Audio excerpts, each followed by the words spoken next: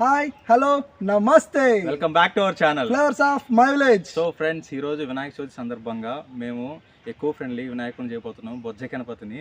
So దానికి కావాల్సిన బంకమట్టి మాకు చుట్టుపక్కలనే ఉంది. సో దాన్ని యూజ్ చేసుకొని చేయబోతున్నాం. ఎందుకంటే ఇప్పుడున్న పరిస్థితుల్లో అంతా కలుషితం అయిపోయింది. అందుకనే మేము బంకమట్టితో వినాయకుని చేయబోతున్నాం. అది మీకు నచ్చుతుందని ఆశిస్తూ ఈ వీడియోకి ఒక లైక్ ఇచ్చేయండి. Let's go to our video. Friends, ఇప్పుడైతే మేము వినాయకుడిని తయారు చేయడానికి బంకమట్టి తెచ్చుకొని బాగా మిక్స్ చేసుకుంటున్నాము. మొత్తానికైతే నాకైతే బేస్ ప్రిపేర్ అయిపోయింది. ఇప్పుడు బేస్ మీద వినాయకుడిని అయితే తయారు చేస్తున్నాను. చాలా ఆనందంగా తయారు చేస్తున్నాం. చూడొచ్చు మా ఫేస్లో ఆనందాన్ని. చూడండి ఇప్పుడు ఎంత అద్భుతంగా తయారైందో.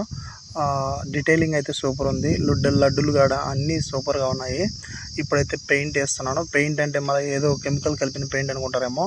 చిన్నప్పుడు మనం వాటర్ పెయింట్ కలుపుకుంటాం కదా, అదే. చూడండి ఇప్పుడైతే పూజకి సిద్ధమైపోయింది. చాలా అద్భుతంగా వచ్చింది. నువ్వు అంగట్లో కొన్నా కూడా అంత అందంగా అంత అద్భుతంగా ఉండదు. మొత్తానికైతే నిమజ్జనానికి కూడా తీసుకెళ్ళిపోయాం. సాయంత్రానికి నిమజ్జనం టైం అయిపోయినప్పుడు నిమజ్జనం నీళ్ళల్లో ముంచడానికి వెళ్ళాము.